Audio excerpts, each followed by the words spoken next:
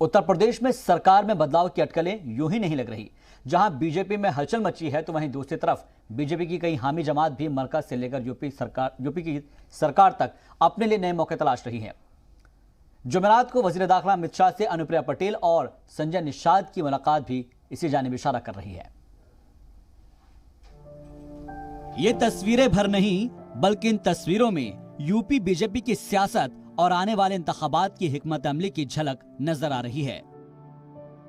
बदलावों की अटकलों के बीच योगी और अमित शाह की मुलाकात के साथ साथ जुमेरात को इन तस्वीरों ने सभी का ध्यान अपनी जानिब खींचा।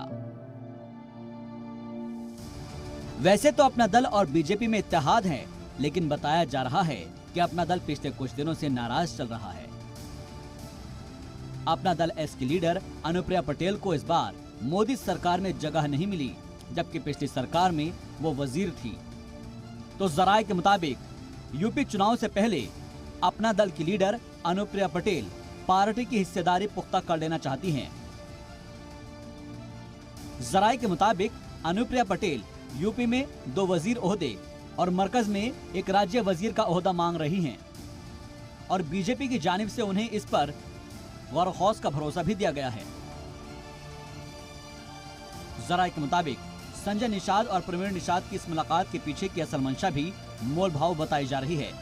वजीर दाखिला अमित शाह से संजय निषाद ने अपने बेटे प्रवीण निषाद के साथ मुलाकात की, जो करीब 45 मिनट तक चली। 2019 में निषाद पार्टी ने बीजेपी के साथ मिलकर चुनाव लड़ा था और अब कहा जा रहा है कि संजय निषाद बीजेपी से एक राज्यसभा सीट और अपने एमपी बेटे प्रवीण निषाद के लिए वजीर का ओहदा चाहते हैं। उत्तर प्रदेश के सियासी समीकरण में निषाद खासी अहमियत रखते हैं। पूर्वांचल की कई सीटों पर इनका खास असर है, तो वहीं मगरबी उत्तर प्रदेश में भी निषाद काफी अहम हैं और माना जा रहा है कि बीजेपी निषाद वोटों की नाव पर 2022 की चुनावी वैतरणी पार करने की जुगत में है। बताया जा रहा है कि निषाद वोटर गोरखपुर समेत उत्तर प्रदेश की 130 से ज्यादा सीटों पर जीत और हार का समीकरण बदल सकते हैं। वजीर-ए-आजम मोदी के पार्लियामानी इलाके वाराणसी में भी निषाद वोटर्स काफी अहम रोल अदा करते हैं और इसलिए साल 2022 के इंतखाबात से पहले बीजेपी के लिए न सिर्फ अपना घर ठीक कर लेना जरूरी है, बल्कि साथियों की नाराजगी को दूर करना भी उतना ही ज्यादा अहम है। ब्यूरो रिपोर्ट, जी मीडिया। और इस खबर पर ज्यादा जानकारी के साथ हमारे रिपोर्टर पवन त्रिपाठी हमारे साथ बराह रास्त जुड़ रहे हैं। सीधे उनका रुख करते हैं। पवन, ये मुलाकातों का सिलसिला तो जारी है, क्या इसे हम ये कह सकते हैं कि 2022 की तैयारी है? क्योंकि जिस तरीके से एक के बाद एक बड़े लीडरान के साथ इन जो इलाकाई लीडरान हैं उनकी मुलाकात का सिलसिला जारी है, फिर चाहे वो अनुप्रिया पटेल हो या फिर संजय निषाद की बात की जाए, ऐसे में ये जानना आपसे बेहद जरूरी हो जाता है कि जो उत्तर प्रदेश की सियासी जमीन है उसको लेकर फिलहाल क्या कुछ हिकमत अमली, क्या कुछ स्ट्रेटेजी बनाई जा रही है?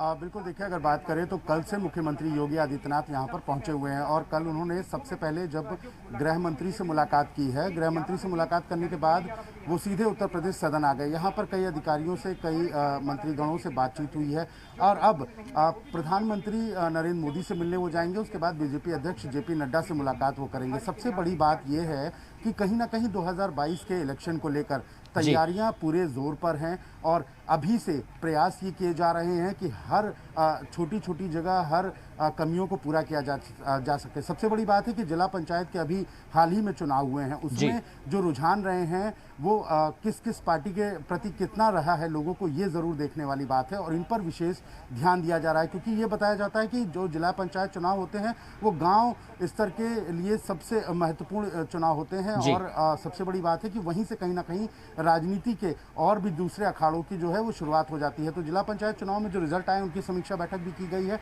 उस समीक्षा बैठक के हिसाब से आगे आने वाले समय के लिए रणनीति भी तैयार की जा रही है और ज़रूरी भी ये है कि रणनीति तैयार की जाए और रणनीति तैयार करने के साथ साथ आगे बढ़ा जाए। विपक्षी पार्टियां जो लगातार हमलावर थी उसको लेकर के भी कहीं ना कहीं जो शीर्ष नेतृत्व है वो बिल्कुल मजबूत होना चाहता है। इसीलिए उत्तर प्रदेश सरकार की जितनी भी समर्थित पार्टियां हैं उनके लोगों से लगातार मुलाकात की गई है, चाहे वो अनुप्रिया पटेल हो, निषाद राज हो, सभी से गृह मंत्री अमित शाह मिल रहे हैं। और सबसे बड़ी बात है, जो जानकारी मिली है उसके मुताबिक अमित शाह को एक बार फिर कहीं ना कहीं उत्तर प्रदेश चुनाव का जिम्मा जो है वो शीर्ष नेतृत्व की तरफ से दिया गया है, जिसके कारण वो अभी से ये चाहते हैं कि तैयारियां मुकम्मल हो। बिल्कुल, तैयारियों की बात हम कर रहे हैं। पवन, एक चीज मैं आपसे यहाँ पर समझना चाहूंगा, क्योंकि इलाकाई पार्टियों का जब जिक्र होता है तो हमने सुना था कि अखिलेश यादव ने यह कह दिया था कि हमारा किसी बड़ी पार्टी के साथ टाई अप नहीं होगा, इत्तेहाद नहीं होगा, और इसीलिए ये कहा जा रहा है कि उनकी तरफ से कि जो छोटी पार्टियां हैं उनको साधने की अखिलेश यादव की भी कोशिश होगी।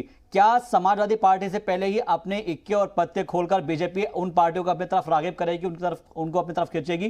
क्योंकि अगर हम बात करें एक तरीके से अलग अलग जो पार्टियां हैं उनकी तरफ से भी ये कोशिश की जा रही है, फिर चाहे वो अनुप्रिया पटेल की बात करें, संजय निषाद की बात करें और सुहेलदेव, भारतीय सुहेलदेव समाज पार्टी की बात करें, तो क्या उनको भी साधने की कोशिश की जाएगी? बिल्कुल ठीक कहा आपने। देखिए, चुनाव से पहले कहीं ना कहीं जो समीकरण हैं वो पहले से तय होते हैं।